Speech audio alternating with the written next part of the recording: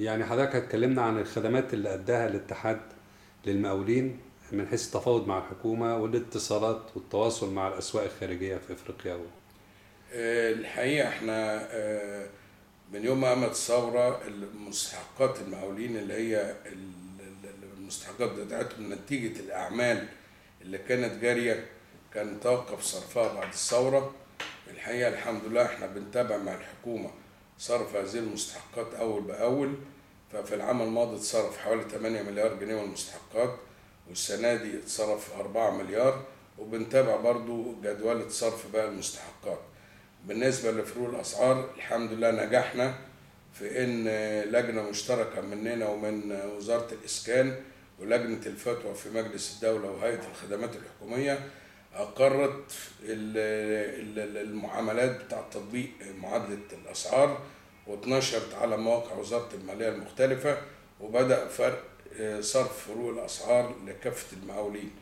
عندنا برضو العقد المتوازن، لجنة مشتركة بين الاتحاد وبين وزارة الإسكان جاري دراسة العقد المتوازن علشان نطلع المقاولين من النفق المظلم بتاع عقود الإذعان الجارية حاليا. عندنا برضو كان مشكلة تطبيق القرار الوزاري من القوى العاملة 168 لسنة 2007. الحمد لله نجحنا بالاتفاق مع السيد الوزير خالد الأزهري وزير القوى العاملة الحالي إن حلينا هذه المشكلة الحمد لله.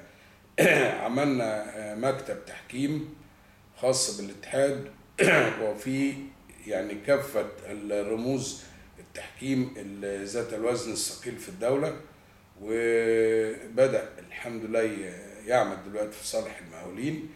بالنسبة برضو احنا بنجهز صيغة عقد ما بين المقاول الرئيسي والمقاول الباطن، احنا ما زلنا شغالين فيه.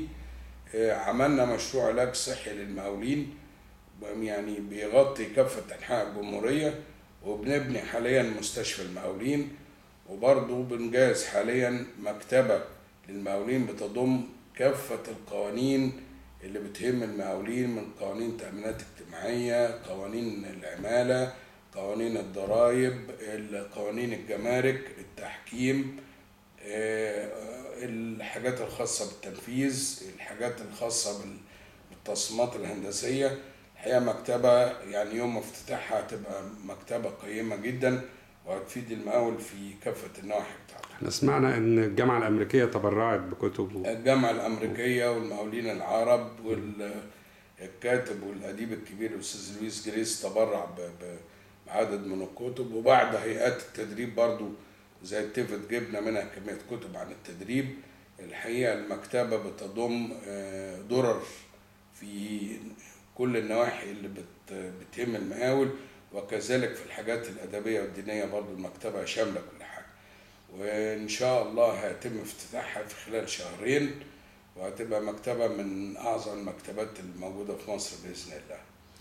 طيب الطريق بين مصر والسودان البري اللي بتنفذه مجموعة شتات، حضرتك البداية كانت تمويل من الاتحاد المصري للمقاولين لإعداد الدراسات الميدانية، والاستثمار ده كان في محله كده، كان إيه السبب وكان إيه بعد النظر في هذه الخطوة؟ والله هو الاتحاد مش دوره إن هو يعني يعمل لصالح المقاولين بس، هو دوره برضو إنه يعني يهدف إلى تحقيق ما هو صالح لبلدنا.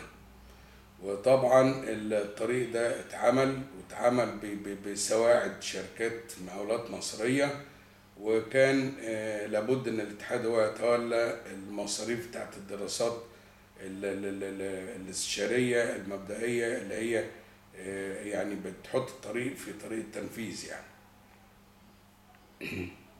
شكرا. عفوا. الصور